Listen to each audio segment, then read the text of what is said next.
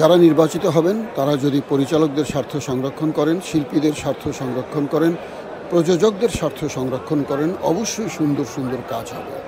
এই তিনটি গ্রুপ যখন একসঙ্গে নিজেদের স্বার্থ রক্ষা করে এগিয়ে যাবে, অবশ্যই তখন সুন্দর কিছু আসবে, এর মধ্যে কোনো সন্দেহ নেই। ভোটের পরিবেশ খুবই ভালো লাগছে এবং আমার পছন্দের প্রার্থী হবে কিনা এটা তো জানি না, হলে খুব খুশি হব। আর আমরা চাই যে একটা ভালো ইলেকটেড মানুষরাই ভালোভাবে সিলেকশন হোক আর কি, তো এটাই চাচ্ছি। আর সবার প্রতি শুভকামনা, যারা জিতবে, ভোটে তো হার জিত থাকবেই। পছন্দ মানুষ অবশ্যই থাকে, প্রার্থী বিপরীতে সবাই আছে, আর সবাই এখানে আমাদের একই গিল্ডের মানুষ, সবাই আমার পরিবার। তারপরেও থাকে না যে হচ্ছে পরিবারের মধ্যেও তো বড় ছেলে ছোট ছেলে এরকম থাকে, তো সেখান থেকে বাছাই করে যে যোগ্য, যাকে কাজে লাগবে, আমার যে আমার পাশে পাবো, আমি তো সবাইকেই পাবো। তারপরও একটা ব্যাপার থাকে যারা কাজ করবে, সেখান থেকে সেই পছন্দের মানুষগুলোকেই দিয়েছি যারা যোগ্য।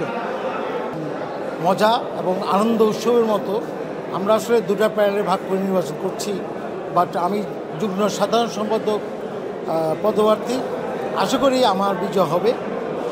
কিন্তু অনেক প্রার্থী আছেন যারা যোগ্য, আমি আশা করি যোগ্য প্রার্থীরাই আসবেন আমাদের 21 জনের যে কমিটি হবে সেই কমিটিতে। আমরা আসলে ডিরেক্টর্স গিল্ড চাচ্ছি জাতীয়করণ করতে। আমরা আমাদের যে কিছু সমস্যা আছে আন্তঃসংগঠনের সাথে, সেগুলো আমরা কাভারেজ করতে যাচ্ছি।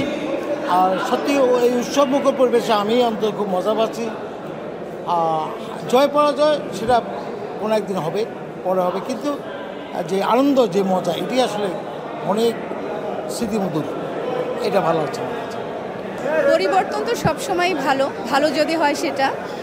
আর ওদের কাছে থাকবে সুস্থ সুন্দরভাবে সব কিছু করার। আসলে এটা তো ডিরেক্টর নির্বাচন হচ্ছে, পরিচালকদের, তো আমরা সবসময় আশা করব ভালো কিছু তাদের কাছ থেকে পেতে, সুন্দর সুস্থ এবং গঠনমূলক সাবজেক্ট নিয়ে কাজ করা এবং ভালো ভালো নাটক, টেলিফিল্ম, এগুলো আশা করছি আর কি। আমি চাইবো তারা হচ্ছে আমাদের জন্য কাজ করবে, কারণ আমরা ডিরেক্টররা অনেক কিছুর শিকার হই, শুটিং শুরু থেকে শুরু করে সব কিছুতে এভরিথিং।